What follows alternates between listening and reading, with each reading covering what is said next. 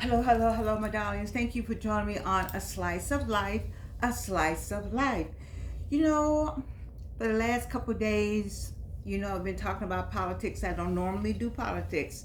I normally stay on target, on topic, which is super aging, getting older without getting old. Well, you know what? I'm back to it today. I just couldn't let the politics go by. I had to put my 2 cents in because I live in this world just like you do, and I just couldn't pretend like I didn't know what was going on. So, what is super aging all about? What are we all about? We're all about getting older without getting old, getting older without getting old. And one of the things I wanted to talk about as we mature, as we get older, sometimes we're looking at a second marriage. And I wrote a book. Yes, I did. Guide to the Second Time Bride. Guide to the Second Time Bride. And in it, I talk about healing. And one of the things I wanted to talk about today, when I ran across this page, I don't know, is getting your scream out. Yes, I said getting out your scream. And how did I come to this? Well, I was listening to, it says, You Are Widow. I'm going to read from my own book. I was listening to Keith Sweat. You remember Keith Sweat? Had a radio show in Atlanta. And he had a segment where he asked listeners to call in and apologize. I thought that was great. I used to listen to that show. He asked people to call in and apologize. And this caller wanted to apologize to her husband. And Keith Sweat asked, Why do you want to apologize to your husband? Wait for it now. She said, I just want to apologize to my husband. And she said she wanted to apologize to her present husband. And so he was like, Well, what's going on? She said, I'm not over the death of my last husband. I'm not over it. I'm still mourning. And I'm married because I thought it was time to get married. I wanted to get married. And I met this great guy, but I wasn't over it. And she said tears came in my eyes, and she was crying because I could feel her pain. You gotta heal. You gotta get that scream out, and she hadn't gotten her scream out. Now, what I mean by that, sometimes you all know you gotta get that scream out. That moment in time, that moment in space, that moment when things in the universe have just crowded upon you, has just come and wrapped itself all around you and just tightened up everything about you. And you got to get that scream out. And you can't get it out. And you can't get that scream out. There's no need, you're not healed yet. You're not healed yet. You talking about being over here with this one and being over here with this one, but something's still going on here. Something is still going on here. Something is still going on here. And so it's not always just in relationships. It just so happened that I'm talking about in the book where You Are a Widow. It's the section I'm talking about on page 36 for those who have the book. But I'm just talking about getting that scream out. Some of you all, and it just came to me that some of you all on the other side of the screen, I need to get my S and C's correct. On the other side of this screen, you need to get your scream out. You need to get out. Let's say the proper thing is not to put that preposition on the end, but I need to say it that way. You need to get that scream out so that you can relax, so you can heal, so you can say, Oh my God, I didn't know I needed to do that. Have you heard people say, Oh, if I could just scream, or if that person just made me want to scream, or sometimes you can scream when you go to the amusement parks, or you scream when there's something funny, or you scream when you see the stars on the stage, or you scream when you get some good news. We get those kind of screams. Those are great screams to have. But what about that scream that's deep down on the inside? I'm talking to somebody. When I get into this mood, I'm talking to somebody. So I'm going to go ahead and talk to that somebody. It's a scream on the inside of you that you just can't figure out what it is yet. It's just weighing you down, and you want to just, when I tell you get that scream out, you just got to get to a point where whatever it is weighing you down, just lift it up. How you gonna lift it up? Prayer changes things. You hear me talk about that. But you gotta recognize what it is first. You gotta go in and say, what is causing me to not be able to get this screen out? If Keith Sweat had not said on this particular show, call in if you want to apologize. And then this woman called in, it came to her. It came to her that, you know what, I have married this man, a good man. He was good. He was good to her. And, you know, people were they were glad to see her move on. In her mind, she had moved on. And some of you all out there in your mind, you have moved on, but you know. See, what I tell you, you know what I have. What do I have all the time? My favorite thing, the mirror. That person in the mirror has not moved on. The person in public, the public persona has moved on. But the person in the mirror hasn't moved on. And when you don't do that, all that builds up and it sinks and it sinks and it sinks and it sinks. And then before you know it, that scream is back here. It's back here. It's back here. It's back here. And it's wanting to come out. You can feel it wanting to come out, but it's not coming out. You gotta get that scream out. And once you get it out, it's so Lord. And see, sometimes it means flat on the floor, but it said prostrate in front of God Almighty, lying prostrate. Sometimes it's on your knees. Sometimes sometimes you get in that fetal position, you know, and you just have to just let it out when you let it out. But in all instances, whatever that position is, however it occurs, once that scream is out, the relief comes. You can feel a new person. You can feel manna from heaven. You can feel a difference. You see, you owe yourself. We're not talking about the people that you are around.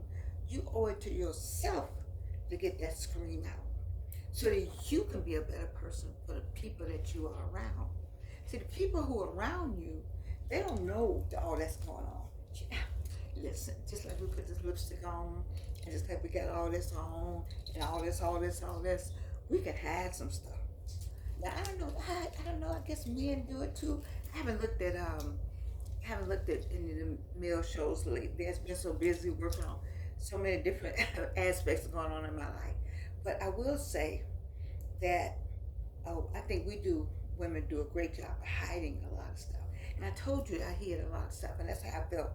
The breast cancer came, just hiding stuff. But the scream, I thought I was like, wow. Have you ever just gone outside or gone somewhere and just let it hang out all the way out? And you start to feel so much better. And sometimes maybe it's not audible.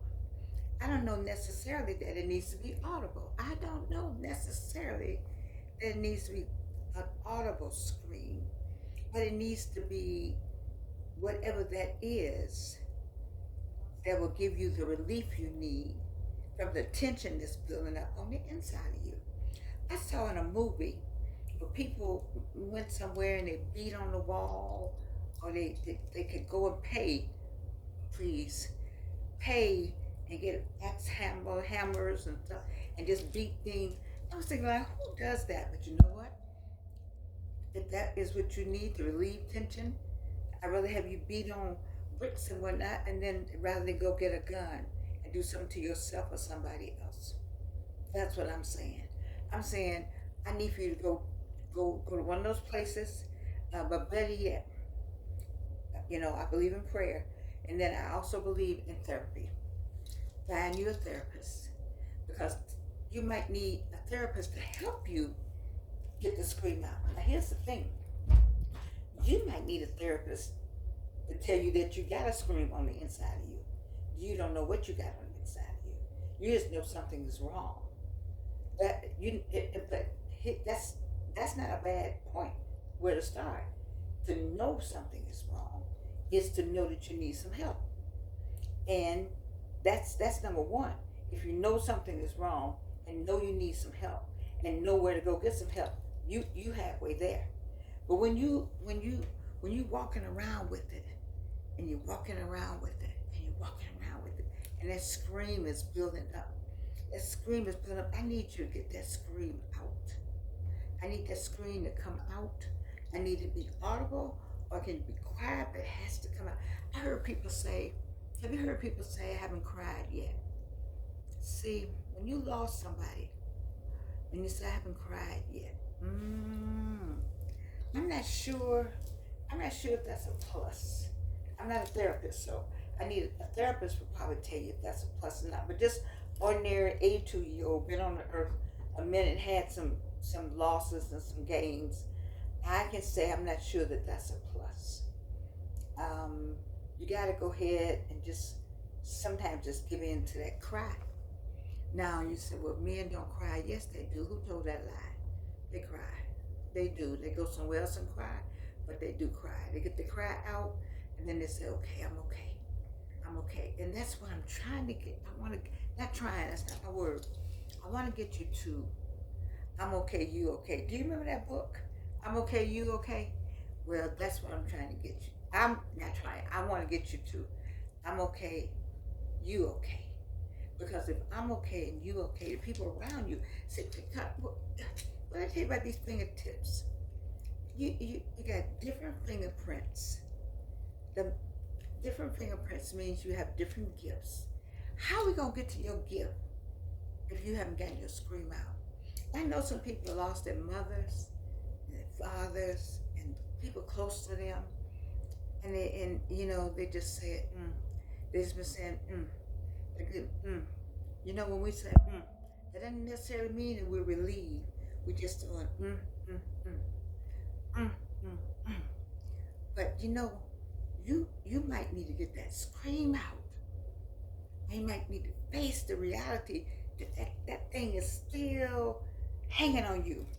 I had a girlfriend I spoke with today, and she said, that thing really bothered you, didn't it? I was talking about something, and my whole personality changed. And she said, that thing really bothered you, didn't it? And I said, yes, it did. It really did. She said, it's still there. I said, yes, it is. It's still there. She said, you got to let it go. I had to take my own advice. You have to let it go. You have to let it go. But we were talking about airline, things that happen at Delta. It's life. This thing that we own, while I am hoping to help you with super aging, I'm also hoping that something I'm saying will help you with life and the journey and getting older without getting old. How are you going to enjoy these years if you are in those years? We got more time than we used to have.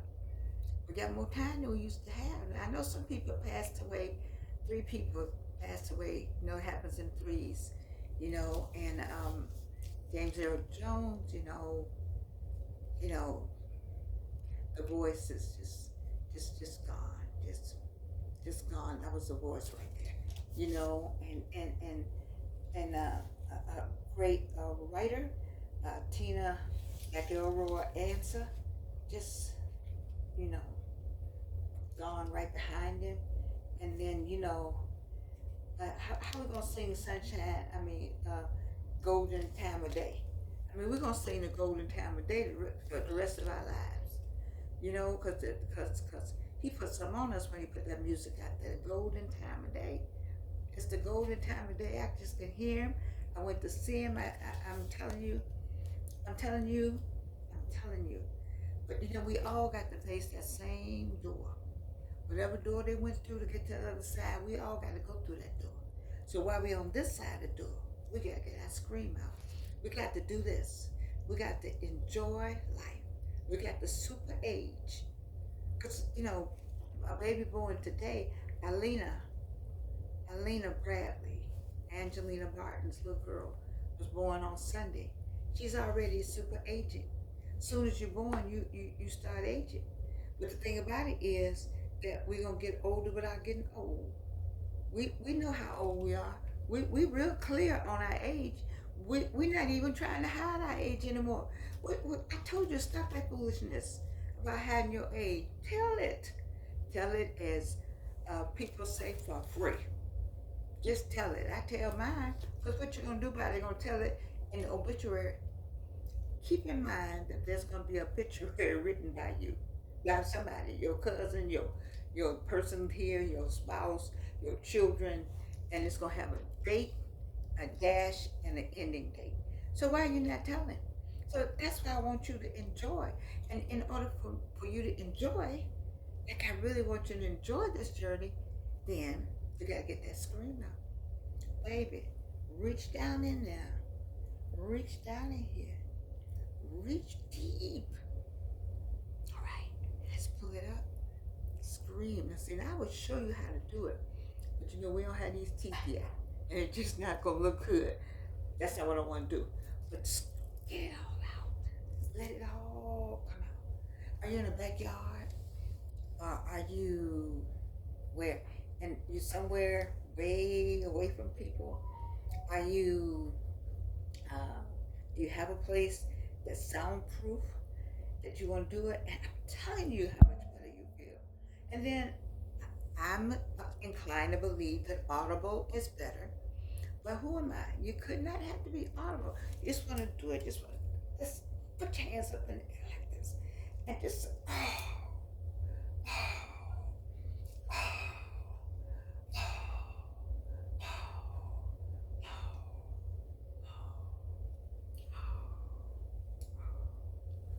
ooh, wait. Just put your hands up in the air. There. Because you know he got you. He got you, baby. And you know I got you. Because you know I love you. You think I come here every day because I love me? Well, I do love me. But I come here mostly because I love you. I love you. And I don't want you out here. I've already been where most of y'all are trying to go. When you get 82, yeah, we've been a lot of places. Where my 82-year-olds, I don't know if I got any out here. But I know I got some 65-year-olds out here. Yes, I know that. And 65 and 80, we the same people. Why? That's why. And so that's why I come to you. Because I want you to have and know and be blessed with the life that God has given you and find that purpose. And this woman says, she kept saying she was sorry. She was so sorry that she did that man like that. I'm talking to you, somebody out there. Don't do it. Don't do it. Don't fool nobody into something and you know you're not ready. Don't do it. Wait until you're ready. Get all this up out of you. Don't make that person have to fool with you and not know why. And you say, well, my mood, well, I would just think, you know, if you lost somebody, it's going to be a space right here. It's always going to be a space right here. It's going to be a space. I tell you what, ask Joe Biden. Ask Jill Biden. You hear him talk about his wife. Ask Jill Biden. And look at Joe Biden. You tell me he don't love Jill? He loves Jill with everything he got. But I don't know that first woman name. She's sitting right there. That's where she's sitting. And then he done lost a son sitting right there. A daughter sitting right there. That's a lot. That's a lot for anybody. I know he's gone somewhere and screamed. I know Joe Biden has gone somewhere and let his scream out. What about you, baby? Let out your scream. That would be the proper way. The preposition doesn't go on the end. But in this case, baby, let your scream out. I love you. And you can't do anything about it.